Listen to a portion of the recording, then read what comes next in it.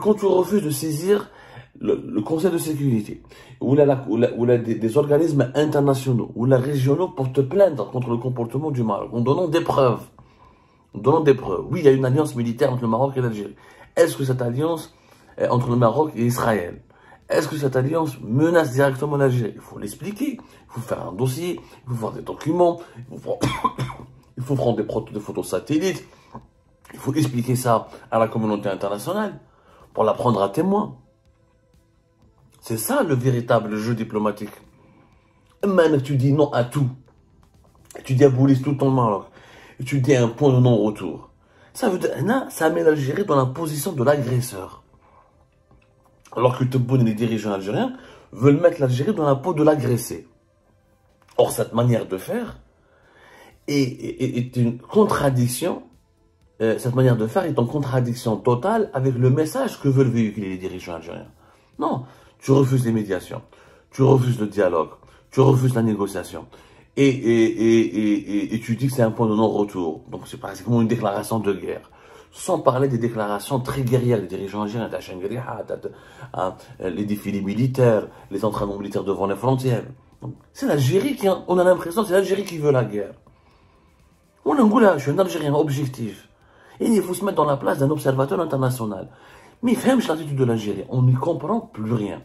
On n'y comprend absolument plus rien.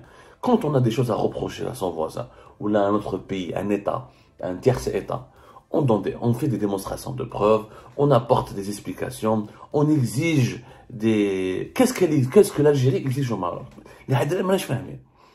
Le Sahara occidental, c'est un problème qui est traité au niveau de l'ONU. Et c'est l'ONU qui s'en charge. C'est pas un problème algéro-marocain, c'est un problème onusien de décolonisation d'un territoire non autonome, avec des alternatives qui sont proposées de part et d'autre. L'Algérie doit toujours expliquer que c'est un problème qui est au niveau de l'ONU. Maintenant, on change de dogme et on veut dire que le Sahara occidental est un problème algéro-marocain. Mais il faut le reconnaître. Dans ce cas-là, il faut demander à l'ONU de ne pas se mêler et proposer des solutions directement avec les Marocains. Donc, dans ce cas-là, il faut leur parler directement et essayer de traiter ce problème une fois pour toutes. Qu'est-ce qu'on exige au Maroc? De ne pas traiter avec les Israéliens. Tous les pays africains traitent avec les Israéliens. Tous les pays arabes traitent avec les Israéliens. Puis, mais on ne voit pas, Yannick. Qu'est-ce qu'on leur demande à la fin? Qu'est-ce qu'on leur demande? Il y a des problèmes entre le Maroc et l'Algérie. Et il y a le problème des Algériens qui ont été expulsés du Maroc dans les années 70, le problème des réparations, des indemnisations des propriétaires terriens au Maroc, qui ont perdu leur propriété foncière. Il y a des problèmes techniques. Mais il n'y a pas de gros problèmes, on n'a pas de différends frontaliers, on réclame pas une région au Maroc, et le Maroc ne réclame plus une région en Algérie. Donc, pourquoi autant d'hostilité?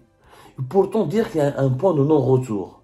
Donc on a l'impression qu'il y a des courants au sein du régime algérien qui nourrissent l'ambition de faire la guerre au Maroc, qui ont besoin de faire cette guerre au Maroc, non pas pour se défendre, mais pour des intérêts politiques, pour attaquer le Maroc en fait, c'est des intérêts, c'est une vision offensive.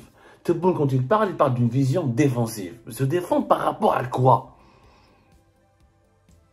Est-ce que l'alliance israélo-marocaine a commencé à représenter militairement une menace contre l'Algérie? C'est oui, il faut l'expliquer. Qu'il y a le Conseil de sécurité, de l'ONU, qu'il y a l'Union africaine, qu'il y a la Ligue arabe. Et tu poses sur la table les preuves. Si tu n'as pas de preuves, tu es obligé de te la fermer. Et d'attendre.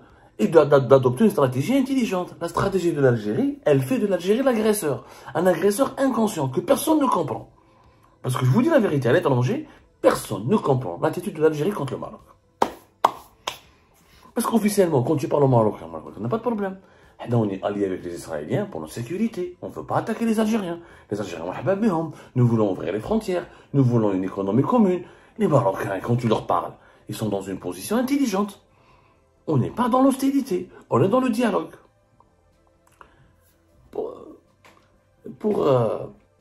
Peut-être il faudrait faire une deuxième émission. C'est mieux. Déjà comme une deuxième émission pour parler de pourquoi l'Algérie et le Maroc peut-être le dirigeant algérien devrait s'inspirer de ce qui s'est passé entre l'Iran. Entre l'Iran et l'Arabie Saoudite. On dit comme une émission entre ce qui s'est passé le Japon et la Corée du Sud. Le Japon et la Corée du Sud, c'était des pays ennemi. Le Japon, il a colonisé. Le Japon, il a colonisé la Corée du Sud. Il y a eu des milliers de morts, pour ne pas dire des millions de morts. Il y a eu des millions de morts. C'était l'une des colonisations les plus atroces de l'histoire. Il y a eu de l'esclavage sexuel. Malgré ça, les deux pays sont en train de se réconcilier. Et l'Algérie et le Maroc qui partagent une histoire commune, une géographie commune. Le Maroc a aidé au combat pour la libération nationale. Ils ont voulu faire le Maghreb ensemble. Les sujets de tension entre les deux pays sont beaucoup moins graves. On l'expliquera dans une prochaine émission pour ne pas trop s'étaler.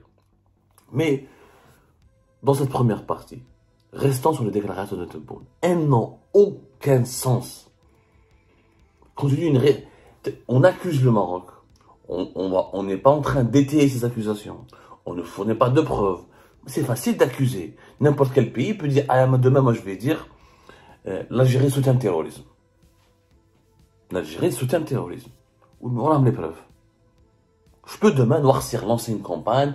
Imaginons, je suis un pays, la Libye, ou la Mauritanie, ou le Niger, ou le Mali, n'importe quel pays, avec lequel on va avoir des problèmes. On va lancer des graves accusations contre l'Algérie.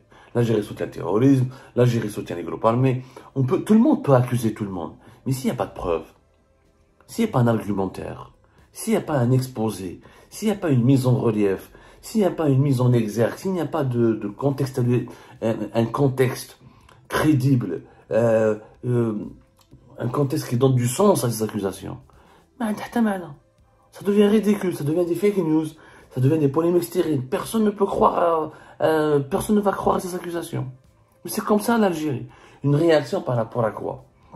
Il faudrait que Tebboune, à un moment donné, dise point par point ce que l'Algérie exige au Maroc. Mais pour le moment, on ne le sait pas. Des feux de forêt jusqu'à l'opposition algérienne, le Maroc est accusé de tout. Or, l'opposition algérienne ne vit pas au Maroc, elle vit dans des pays occidentaux comme la France et la Grande-Bretagne ou l'Espagne. Ou le Canada ou les États-Unis d'Amérique. Donc, le langage anti-marocain du régime algérien n'a rien de, finalement, n'a strictement aucune relation avec les problèmes géopolitiques ou la diplomatique. On est de plus en plus convaincus, et tous les observateurs internationaux le constatent, que le problème algéro-marocain est une équation de la politique interne en Algérie. Les dirigeants algériens donnent l'impression qu'ils ont besoin d'un ennemi, qu'ils ont besoin d'un ennemi interne, qu'ils ont besoin d'un ennemi pour terrifier la population, pour se maintenir au pouvoir et pour justifier peut-être cette politique de la persécution et cette politique de l'autoritarisme qui a été imposée aux Algériens et aux Algériens depuis 2020-2021. Et là, ça discrédite énormément l'Algérie qui, il le dit bon dans l'interview à Al Jazeera, avait un prestige, une crédibilité, une très belle image sur la scène internationale. Et cette image est en train de s'effriter. Quand tu n'es même pas capable de régler tes problèmes avec ton voisin, il propose, et ça on le dira dans une prochaine émission, il propose une médiation, il dit que l'Algérie est prête à faire le médiateur entre la Russie et l'Ukraine, alors que toi tu ne peux même pas régler tes problèmes avec ton voisin. C'est du non-sens. On reviendra sur tous ces points-là. Bon, quand tu dis un point de non-retour, ça veut dire qu'on est au bord de la guerre. Parce que auparavant, les dirigeants algériens, même Tebboune l'a dit un jour, nous avons rompu avec le Maroc pour éviter la guerre. À la rupture en soi, la rupture des relations totale, aucun contact, fermeture de l'espace aérien, tout ce qui a été décidé depuis 2021. Et les campagnes de diabolisation du Maroc sont en soi un acte de guerre. Quand tu n'as plus de contact avec un pays, quand tu interdis à ses avions de pénétrer dans l'espace aérien, quand tu le diabolises tout le temps, quand tu le responsabilises de tous tes problèmes internes et externes, ça veut dire qu'il est un ennemi déclaré, donc tu es déjà en guerre. Il y a plusieurs formes de guerre. Il y a la guerre conventionnelle, ce qu'on voit entre l'Ukraine et la Russie. Il y a aussi les guerres diplomatiques, les guerres de lobbying, les guerres d'information, mais qui sont une stratégie de guerre. Il y a des tensions qui sont vives, des tensions assez dangereuses, avec des escalades qui peuvent mener vers la guerre conventionnelle. Donc, un point de non-retour, ça ne veut rien. Si l'Algérie veut faire la guerre au Maroc, il faut qu'elle assume. Il faut qu'elle assume une fois pour toutes. Et mais pourquoi faire la guerre au Maroc? Voilà, la position de l'Algérie est une réaction à ce que faisait le Maroc. Qu'est-ce qu'il a fait le Maroc? Dans le monde d'aujourd'hui, dans les relations internationales, il y a ce qu'on appelle le Conseil de sécurité de l'ONU. Le Conseil de sécurité de l'ONU est un organe qui permet de traiter les différends entre les États, notamment lorsqu'il s'agit de problèmes frontaliers, de problèmes de sécurité, de problèmes militaires, de problèmes de guerre entre les deux pays, entre deux pays. Il y a le Conseil de sécurité de l'ONU, et qui a traité plusieurs dossiers. Et là, l'Algérie a des preuves. Le Maroc a fait, parce que le verbe faire, qu'elle explique ce que le Maroc a fait. Je ne fais mon mounet. Elle donne ses preuves au Conseil de sécurité, elle demande des sanctions contre le Maroc.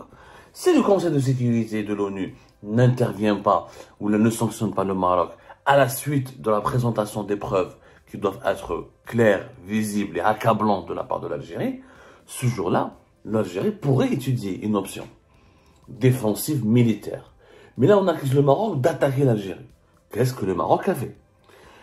Faire une alliance avec Israël, à l'Égypte, à le Soudan, à les Émirats, à tous les pays arabes, la Mauritanie.